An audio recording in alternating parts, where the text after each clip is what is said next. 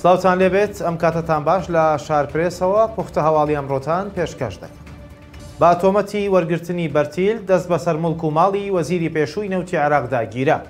دادگایەکی تایبەت بە دۆسیەکانی دەستپاکی عێراق بڕیاریدا دەست بەسەر مڵک و ماڵی ئیحسان عەبدولجەبار وەزیری پێشووی نەوتدا بگرێت، ئەوەش بە تۆمەتی وەرگرتنی بەرتیل.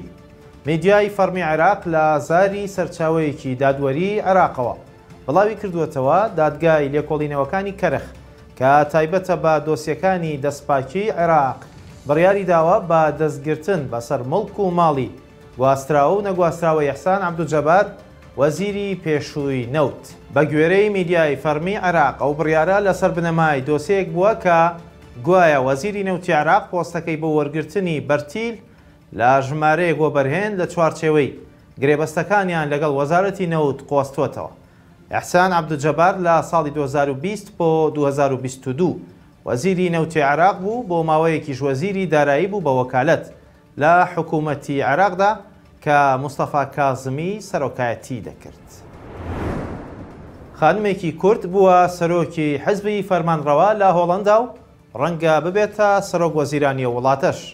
پارتی گەل بۆ ئازادی و دیموکراسی لە ماڵپەڕی خۆی بڵاوی کردووەتەوە خانمە 46 ساڵانەکە کە لەم کاتەدا وەزیری کاربەڕێکەری دادی هۆڵەندایە دەبێتە سەرکردەی پارتەکە و 3 مانگی دیکە لە هەڵبژاردننی پەرلەمانیدا سەرۆکایەتی لیستەکەی دەکات.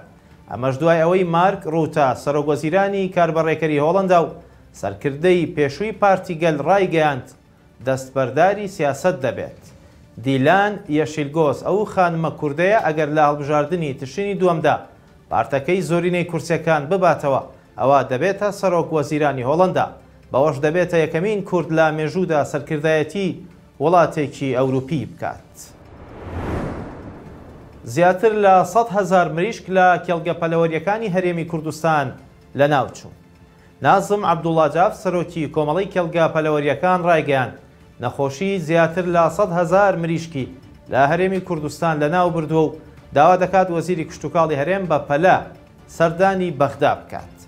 سەرۆکی کۆمەڵەی کێڵگە پەلەوەریەکان ڕایگەیاندووە نەخۆشی ئایبی گەمبۆرۆ نیوکاسڵ لە ئێستادا گەورەترین مەترسین بۆ سەر کێڵگە پەلەوەریەکان. سەرۆکی کۆمەڵەی کێڵگە پەلەوەریەکان وتیشی لەگەڵ ئەو هەموو نەخۆشیەدا حکوومەتی عێراق بە فەرمی نایەڵێت مریشکی هەرێمی کوردستان بڕوات بۆ خواروی عێراق. داواشی لا وەزیری کشتتوکاڵ و سەرجەم ئەندامانی پەرلەمانی عێراق کرد لەسەر ئەم بابەتە قسە بکەن و کێشە و گرفتەکانیان بۆ چارەسەر بکەن.